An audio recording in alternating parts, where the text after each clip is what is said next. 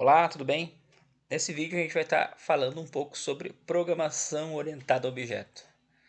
Esse tema tão importante no mundo da programação, principalmente se você trabalha com uma linguagem que utiliza esse paradigma, certo? Como é o caso do Java, como é o caso do C Sharp, que é o que a gente vai estar vendo nesse vídeo aqui, né? Então, programação orientada a objetos. Vamos lá. Primeira coisa, quando a gente fala programação orientada a objeto, a gente já vem em mente o que? Né? As classes aqui. A gente já tem a, a primeira coisa que nos vem em mente são as classes e os objetos dessas classes. Então, para passar uma visão geral aí, para a gente se aprofundar um pouco mais, programação orientada a objeto na prática de uma forma simples e resumida, você pode entender dessa forma. Por exemplo, eu vou deixar esses links na descrição aqui, que são a documentação oficial da Microsoft sobre esse tema, né? Então, quando você quer entender um pouquinho sobre programação orientada a objeto, primeiro você pega um exemplo simples, né? E depois se aprofunda nesse tema. Por exemplo, uma programação orientada a objeto, a gente pode ter o exemplo aqui clássico, né? Da classe pessoa, né? O que a classe pessoa tem? Ela tem lá dentro dela os membros, né? Entre seus membros, um nome, uma idade, né? Ela tem um construtor aqui que quando você cria uma classe dela aqui, ela atribui um nome e uma idade para essa classe. Então isso aqui é a classe. A classe é uma definição, é uma estrutura que você cria e ela por si só, sem ser instanciada, né, sem você criar um objeto desse tipo, nada acontece. Então beleza, uma vez que você criou a classe aqui com todos os seus membros, propriedades, campos, métodos, construtor, você já pode criar um objeto. O que é criar um objeto? Criar um objeto é criar um objeto daquele tipo. É o mesmo que dizer criar uma instância, certo? Então, por exemplo, aqui nesse exemplo, a gente está criando aqui o objeto, né? Então, a gente está criando um objeto do tipo pessoa, na variável pessoa 1, né? A gente faz o uso da palavra new aqui para dizer, ó, esse aqui é um novo objeto do tipo pessoa, né? E passo o construtor dele aqui. E beleza, nesse momento, agora sim, né? A gente tem o objeto criado. Agora sim existe um objeto criado, existe uma região de memória alocada desse objeto na memória. Até então, a classe pessoa era algo teórico, né? A partir do momento que você declara um objeto desse tipo, esse cara é sim alocado na memória aí do seu computador, certo? Beleza, isso é o básico, né? Esse é o ponto de partida aí. Aí, legal. Vamos começar aqui por herança, tá? Herança. Mas antes de falar de herança, quais que são os 3 pilares da programação orientada a objeto? São esses: herança, encapsulamento e polimorfismo. Esse cara aqui é o pilar da programação orientada a objeto. Então vamos estar vendo um pouquinho de cada e, né, a gente vai estar conhecendo o pilar da orientação a objeto. Fazendo uso dessas técnicas e desse conhecimento, você vai estar aplicando programação orientada a objeto no seu código. Então vamos começar pelo primeiro aqui, herança, né? Herança. O que seria a herança? A herança é a capacidade aí de uma classe, por exemplo, herdar de outra classe, né? Então imagina que você tenha uma classe aí, né? Nesse exemplo aqui, work item, beleza? Você tem uma classe work item que tem ali seus membros, certo? Ela tem seus membros, tal. E você pode ter uma classe que herda dessa classe. Então a gente tem a classe work item aqui, né? A gente tem a classe Working Item aqui e ela é a classe base. Então a gente já começa com o primeiro conceito. Classe base e classe derivada. Né? Então a classe base é a classe Work Item nesse exemplo aqui. E a classe Change Request é a classe derivada. Que ela faz o uso da classe base. Então, ó, com essa síntese aqui, a gente está dizendo que o Change Request é uma classe que herda, né, a classe WorkItem. O que isso na prática significa? O que acontece quando você herda uma classe? Todos os membros aqui são automaticamente herdados pela classe Change Request. Então, né, se você está olhando aqui, beleza, a classe Change Request só tem esses membros aqui. Não é verdade, ela tem todos esses outros membros aqui. E a vantagem é que eu não preciso recriar eles, né? Não preciso copiar esse código todo que está aqui dentro da classe WorkItem novamente aqui.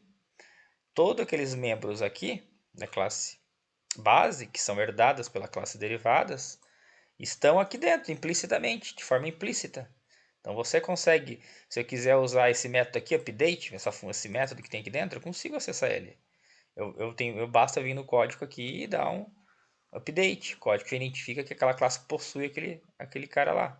Para tudo, tá? Até os campos, por exemplo, os fields, né? Os campos e as propriedades. Por exemplo, tem esse campo aqui, né? Eu consigo acessar dentro da outra classe lá. Tem essas propriedades aqui, eu consigo acessar dentro da classe derivada.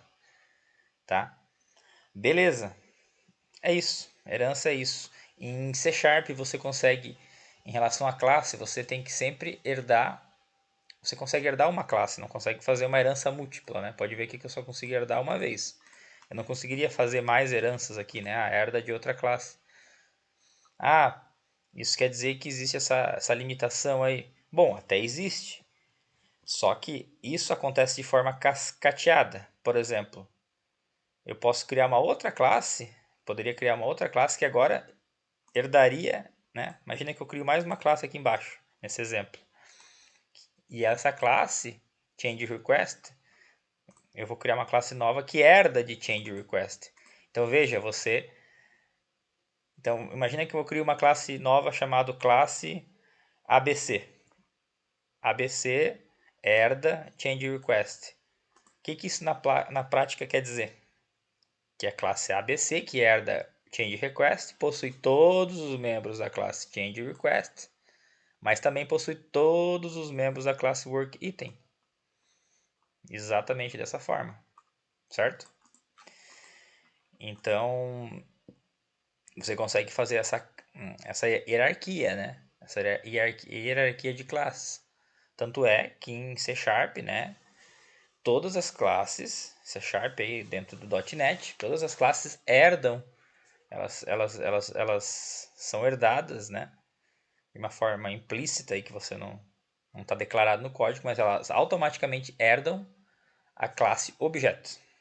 Então dentro de C Sharp você tem uma classe chamada Object. Então todas as classes herdam de Object. E esse exemplo fala exatamente um pouco disso, ó, que a classe Object é uma classe nativa do C Sharp. Ó, e o WorkItem, que é a nossa primeira classe, ela já herdou. Ela já herdou algumas coisas que a classe Object tem. Por exemplo, a classe Object tem alguns métodos, ó, por exemplo, o método toString.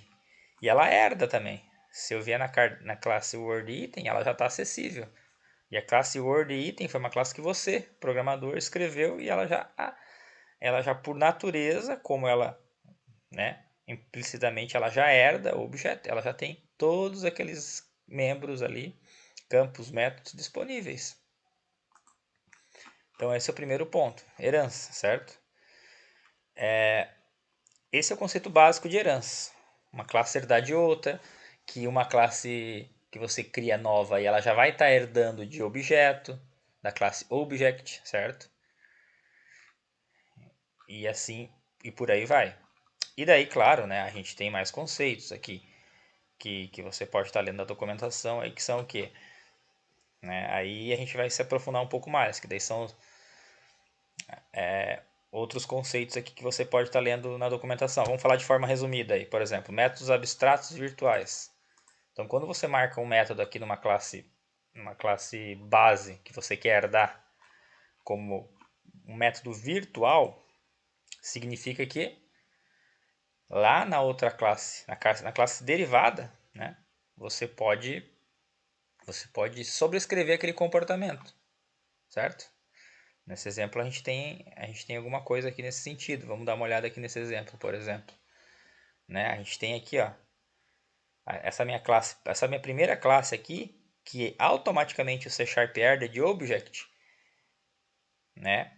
A gente não tem acesso ao código-fonte do object, porque a Microsoft não fornece, é fechado. Mas ela está dizendo o que essa classe object tem. Entre outras coisas, ela tem um toString aqui. E lá dentro, se a gente fosse olhar e conseguisse ter acesso ao código-fonte dessa classe object, a gente ia ver que a classe toString está definida como virtual. Ou seja, o que significa virtual? Quer dizer que uma classe que deriva dessa classe, né, uma classe derivada, pode sobrescrever aquele comportamento. Por exemplo, nesse caso aqui, ó, public override string, toString. Eu não quero o comportamento da classe mãe. A gente também chama dessa forma, né? Classe mãe, classe filha. É outra forma de você estar falando. Porque a classe mãe dessa classe aqui é a classe object da Microsoft. E ela tem lá um método chamado toString, certo? Mas eu não quero aquele comportamento. O método toString do objeto faz alguma coisa lá, mas eu não quero esse comportamento. Eu quero sobrescrever, criar um novo comportamento. Então, eu venho aqui e dou um public override, né? E sobrescrevo o comportamento. Agora eu estou criando um novo comportamento. Agora esse método faz uma outra coisa. Então agora quando eu acessar essa classe aqui, ela já não vai mais fazer o comportamento padrão aqui do toString. Vai fazer outra coisa. Beleza, né? E por aí vai. Da mesma forma, quando você cria uma classe, você pode simplesmente uma classe que vai ser derivada, você marca um método, né, como virtual, por exemplo, para que futuramente uma classe possa sobrescrever né, criar um novo comportamento. Que mais de conceitos que a gente tem em herança? A gente tem um conceito aqui de classe abstrata, né? O que é uma classe abstrata? Classe e métodos abstratos. Uma classe abstrata é uma classe que você não pode... imagine que você cria a classe abstrata chamado formas, shapes, em inglês, né? Você não pode diretamente criar um objeto dessa classe. Você primeiro tem que criar uma classe que herda da classe shapes. Né? Por exemplo, você cria a classe que herda a classe círculos, classe círculo, que herda de shapes. Né? Então você vai lá no teu código, criou a classe abstrata shapes, definiu membros lá, e na hora que você vai... Né, você não pode diretamente criar essa classe, como eu falei. Você primeiro tem que criar uma outra classe que daí sim herde dessa classe. No caso, nosso exemplo aqui é a classe círculos. A classe círculos ela herda, então a gente vai lá no código e escreve public class círculo herda classe shapes. Beleza. Agora sim, né, eu posso, por exemplo, instanciar essa classe. Então, para que serve uma classe abstrata? Para você criar comportamentos, métodos, membros que sejam ali considerados, mas que você não implementou de fato. Você não, de fato, escreveu o código daquilo ali. Né? Você está criando um modelo que deve ser seguido. Então, você cria um modelo para classes que vão herdar dessa classe. Certo? Bom, né? Temos mais coisas aí. Também temos o conceito de interface, tá? O que é interface? Interface, você cria, né? É parecido, digamos assim, são coisas semelhantes, né? Em usos pode se parecer semelhante, mas tem, na verdade, suas diferenças. Interface, o que é uma interface? Né? Uma interface é como se fosse, digamos assim, uma classe abstrata. Você cria coisas que você quer ter ali Por exemplo, a classe, você pode criar uma classe, por exemplo, uma interface para uma impressora. Você cria lá, interface, sempre você vai usar o uso da palavra-chave interface, você cria, vamos criar uma classe chamada impressora, por exemplo, uma interface chamada printer, impressora. Nessa classe chamada impressora, você vai ter lá o método, dentro dela vai ter o método print, vai ter o método reprint, reimprimir, então vai ter dois métodos, o método imprimir e o método reimprimir. Mas você não tá nela, você só descreve que esse método tem que existir e quais parâmetros ele tem que ser fornecido para ele, né? Você cria isso lá dentro e pronto. Aí você tem que herdar dessa interface. Então agora você vai criar uma classe nova chamada, por exemplo, impressora da marca X, uma impressora Epson, sei lá, uma impressora HP. A impressora HP é uma classe. Ela herda a interface printer. Ou seja, ela vai ter que implementar todos aqueles métodos que foram declarados na interface printer. Entendeu? Isso é bacana, porque daí você cria uma interface mínima. Você cria, não, essa para todas as impressoras têm que ter no mínimo esse comportamento que essa interface está dizendo. Toda vez que você vai criar uma impressora de uma marca diferente, você herda daquela interface, né? E é isso aí, basicamente seria isso. A vantagem de usar interface é que uma classe pode herdar várias interfaces, né? A gente viu que para classe já não. A gente só consegue herdar uma classe, só pode ser derivada, né, herdar de outra. Agora, se você criar interface, já a história muda um pouco. Você pode herdar, por uma mesma classe, você pode herdar várias interfaces, entendeu? Beleza, esse foi o primeiro ponto. Agora, polimorfismo, né? O que seria o polimorfismo, cara? Né? Aí do grego, poli, vários, morfismo, formas, né? Então, é a capacidade aí de assumir várias formas. E vamos ser bem pragmáticos e usar o próprio exemplo que a Microsoft tá nos dando aqui para tentar entender o que seria isso na prática, né? Sugiro você ler toda a documentação aqui, mas ele está dando um exemplo para nós aqui de polimorfismo. A gente criou uma classe chamada shape, que em inglês, né, em português significa forma, e ela já tem algumas propriedades, alguns campos, né? Alguns membros aqui. Então ela já tem aqui esses caras aqui, né? Que são propriedades, né? Que grave, né? Que tem aí o que uma forma geral tem? Ela tem uma posição x, y, ela tem uma altura, uma largura, e ela tem o método aqui desenhar, draw. Beleza. E aí a gente tem outras formas que herdam desse cara chamado shape. Por exemplo, o círculo herda de shape. Ele vai ter seus métodos, suas propriedades próprias. Mas, ó, ele herda aqui. Aqui tem a questão lá do, ó, ele é o método, então essa classe base aqui, shape, ela tem o método draw que está marcado como virtual, ou seja, é passível, a gente pode sobrescrever esse comportamento inicial aqui. E é o que a classe círculo está fazendo. Ela está dando um overwrite naquele método, está implementando seu código novo.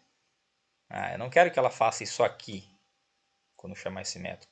Eu quero que ela faça outra coisa, que é isso aqui. Nesse exemplo aqui ainda eu quero que ela faça o comportamento inicial. Por isso que a gente dá um base.draw. Então eu estou fazendo um novo código aqui. E nesse exemplo aqui ainda estou chamando o comportamento inicial. Mas se eu não quiser que ela chame o comportamento inicial, basta apagar esse código aqui, base.draw. E assim para as outras classes. Ó. A classe retângulo também, ela é de shape. Né? Mesma coisa, tem seu comportamento. Também dá override no método draw. A classe triângulo também, ela herda de shape, tem o mesmo comportamento, ela faz outra coisa, ela escreve outra coisa aqui, ó, que no exemplo está simples aqui, né? Tá dando só um console.writeLine, só está escrevendo no console lá, mas aqui iria ser a tua implementação. Não, para fazer um triângulo é isso aqui, é diferente, ó, do que esse cara aqui. Cada um faz uma coisa diferente, entendeu? Então Aí você vai ver, beleza, até aqui seria mais o conceito de herança, né? Mas por que que a gente está vendo isso na aba de polimorfismo? Porque imagina que agora você vai lá e declara um array aqui, ou uma lista nesse caso, é uma lista, tá? Uma coleção aqui de shapes. Ó, então eu criei uma coleção de shapes, disse para o Visual Studio, cria para mim uma coleção de shapes. E eu estou dando 3 caras para ele lá, né?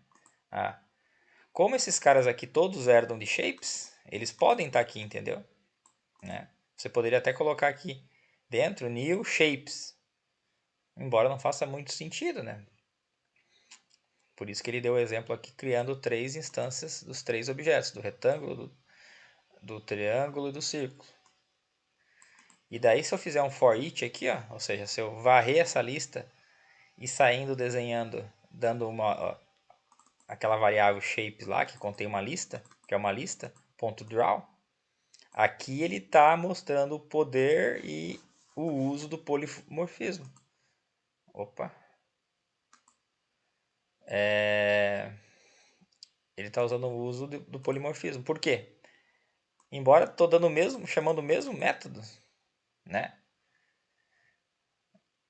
Cada vai ter um comportamento diferente. Ó. Tá até o exemplo aqui. Ó. Cada um vai fazer uma coisa diferente.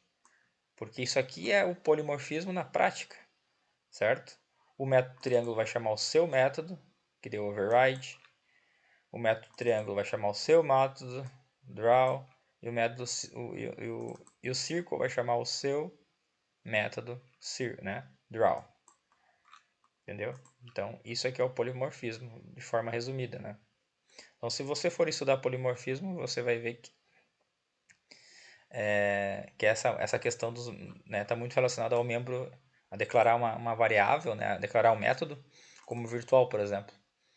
Então, a palavra virtual está relacionada com o polimorfismo. Se você declara ela virtual numa classe, e depois você herda essa classe, você está mudando o comportamento. Então, aí, na hora que você for executar seu código, né, ele vai ter um comportamento único para cada objeto. Então, isso que é polimorfismo. Ó. A gente tem uma lista de shapes. Né? Ele botou a palavra var aqui, que é a nova sintaxe, né? Mas a gente poderia ter declarado aqui, ó, literal, aqui poderia ter chamado shapes. Shape. Shape, né? O tipo shape, a variável shapes, new list of shape. Né? Ou seja, a gente tem uma lista de shapes e cada um executa um comportamento diferente ao ser invocado o método draw. Então, polimorfismo basicamente é isso, tá? O que mais que a gente tem, né, na base desse conhecimento aí? Por fim, a gente tem o que a gente fala de os níveis de acessibilidade, né? Vamos aqui, ó, herança, foi nosso primeiro item. A gente viu polimorfismo também. E por fim, o encapsulamento, tá? Aí fecha a base da programação orientada a objeto.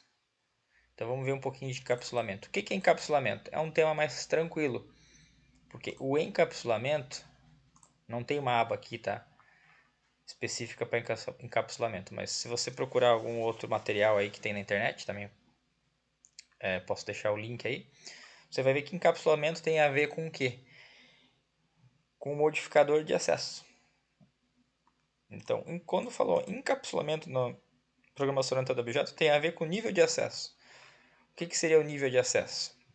Uma classe a gente declara membros, certo? Que é o que a gente estava vendo aqui, membros. O nível de acesso é o quão dentro de uma classe aqui a gente declara membros. E esses membros podem ser privados, públicos, protegido, né? E isso é o nível de acesso, é o nível de visibilidade daquele membro daquela classe. Né? Então, se você criar, e aqui tem toda a explicação de cada um, se você criar um membro de uma classe lá como público, todo mundo vai ver esse cara, certo? Todo mundo vai ver, vai ser visível geral. Se você criar um membro de uma classe aí, dentro de uma classe criar um membro privado, opa, só essa classe vai ter acesso a essa informação, né? Ah, se você criar um membro aí como protegido, pô, só essa classe ou outras classes que derivarem dessa classe vão ter acesso a esse membro, certo? E por aí vai, tá? Então o mais comum aqui é o público privado, por exemplo, que mais usa. Mas você também tem o protegido interno e o privado, protect, certo? E aqui tem um nível de acessibilidade. Porque qual que é a ideia do encapsulamento? Você fornecer, né, de uma classe só o que ela tem que fornecer. Você ocultar a implementação. Porque na hora que você, né, imagina você cria uma classe legal e você vai criar um objeto dessa classe. Eu criei a classe impressora, por exemplo. Eu vou lá e crio nova impressora, new printer. Beleza, agora eu tenho um objeto ali, eu consigo acessar as funções desse objeto, os métodos, as propriedades. Só que não me interessa na hora que eu criar uma classe desse tipo, impressora, como que a implementação, como que está feito lá dentro. Eu tenho acesso a tudo, não é assim. Ficaria muito confuso, ficaria muito, né? A programação orientada a objeto parte desse princípio. Não, você oculta a implementação. Quem fez aquela classe sabe o que ela tem que fazer. Né? Na hora que eu criei o método print, imprimir, internamente aquela classe sabe o que ela tem que fazer. Ela vai lá, imprime e acabou. Manda os dados para a impressora, cria um buffer local se precisar, mas nada disso eu preciso saber. A gente precisa externamente quando a gente estiver criando uma nova impressora. Né? É a mesma coisa quando você está dirigindo um carro. Né? Imagina que a classe automóvel, né?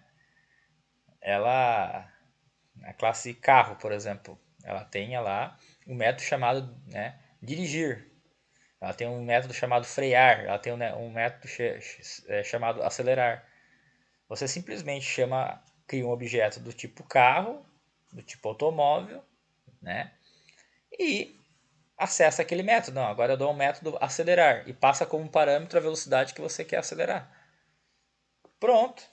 Acabou. Não interessa que internamente o carro vai fazer um monte de coisa. A gente sabe que o carro faz um monte de coisa. Um carro tem um motor ali, tem um monte de coisa que tem que ser feita. Tem uma infinidade de coisas que o carro precisa fazer para de fato acelerar. Mas isso é implementação. A gente oculta de quem vai usar o carro. Certo? Então, esses são os pilares aí, tá? De programação orientada a objeto. Obviamente que existem outros temas que é importante você dominar para ficar bem claro, tá? Sabe? Por exemplo, outro tema importante aí que eu sugiro você estar estudando é esse tema aqui, ó. Tipo de valor e tipo de referência. Pesquisa aí no Google que você vai descobrir o que eu estou falando. Então, dentro de C Sharp você tem, né,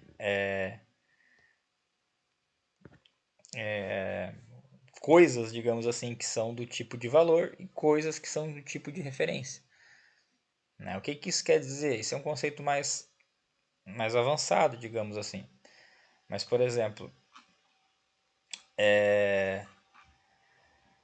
tipo de valor e tipo de referência.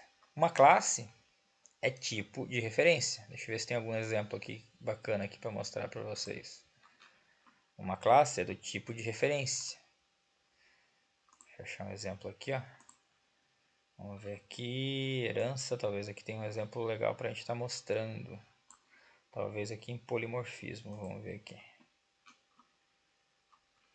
Polimorfismo.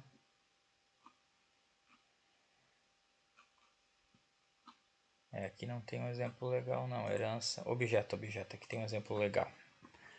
Então, para a gente falar desse novo tema. Então, assim, temos então na Microsoft, né, no .NET, dois tipos. Tipos de referência e tipos de objeto.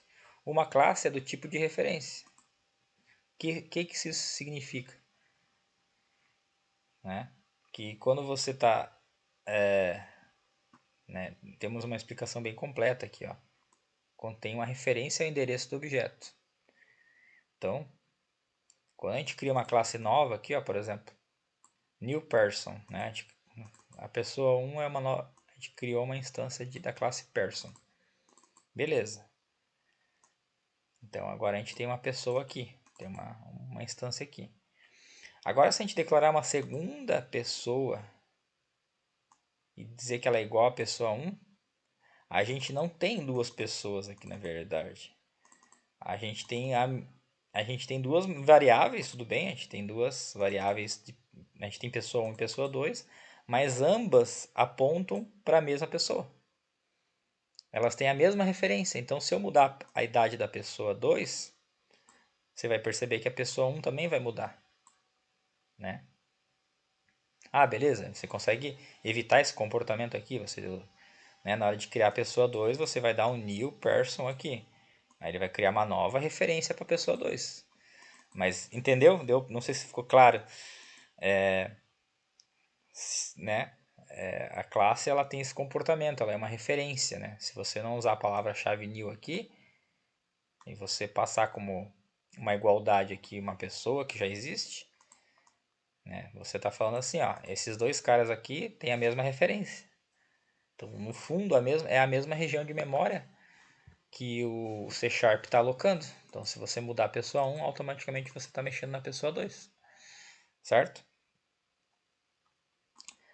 Aí, beleza, esse é o tipo de referência. Então, tudo é referência. Tudo é referência, né? Na hora que você cria uma pessoa lá, ele está alocando uma referência para aquela pessoa na memória. Então, a gente criou a pessoa 1. Agora tem uma referência para onde essa pessoa, os dados dessa pessoa 1 realmente está na memória. Você não sabe onde que é, mas você sabe que agora a pessoa 2 referencia a mesma região. Porque eu estou falando aqui, ó, pessoa 2 é igual a pessoa 1. Beleza? Então, tipo de referência é isso. Ah, agora como que seria o tipo de valor? O tipo de valor já não é assim. O tipo de valor, deixa eu ver se tem um exemplo de tipo de valor aqui declarando. O tipo de valor já não, ele não funciona por referência. Então, mesmo nesse exemplo aqui, nesse exemplo de objeto aqui, ó. Acho que a gente tem um exemplo aqui. A gente tem um exemplo aqui também. Agora a gente tem uma estrutura. Tá? O que é uma estrutura? Uma estrutura, entenda como muito parecido com uma classe, né? Você pode ver que ela é meio parecida aqui, mas ela não foi pensada para ter muitos comportamentos. Ela foi mais pensada para ter dados aqui dentro, né? Embora você pode ter um método, que nem é o caso aqui. A gente tem um método construtor aqui desse cara aqui, beleza, né? Mas a diferença é que quando eu vou criar esse cara aí, né? Agora eu vou dar um person1, p1 é igual ao new person, né? Que é um struct. Agora na hora que eu fizer um person2 é igual ao p1, o que vai acontecer? Ah, se alterar o p1 e o p2 vai mudar automaticamente? Não, porque embora eu esteja atribuindo aqui, o C# agora vai alocar uma nova região de memória para o p2. Ele cria um novo, né? Ele cria uma nova estrutura na região da memória, que chamamos assim para lembrar, para gravar. Então agora vai criar uma nova estrutura, um novo bloco só para a pessoa 2. Então por isso que é por tipo de valor. Cada um tem o seu valor. É fácil de decorar dessa forma. Ó. Coisas que são do valor, mesmo que você atribua uma, dizem que eles são iguais aqui nesse momento. Né? Você atribuiu aqui e você criou uma cópia para P2. Agora P2 tem uma cópia de P1. A partir do momento que eu mudar P1, P2 não muda. Né? Depois que eu passar desse momento aqui, cada um vai ter sua cópia. Nesse instante aqui eles são iguais, mas depois, se eu alterar P2, só P2 muda. Diferente do comportamento da classe, que são por referência. Então, basicamente é isso, tá? Esses são os conceitos básicos, né, de programação do objeto, né, orientado a objeto. E futuramente eu vou estar fazendo mais vídeos aí, talvez com a mão na massa aí, no código. Valeu, obrigado e até a próxima.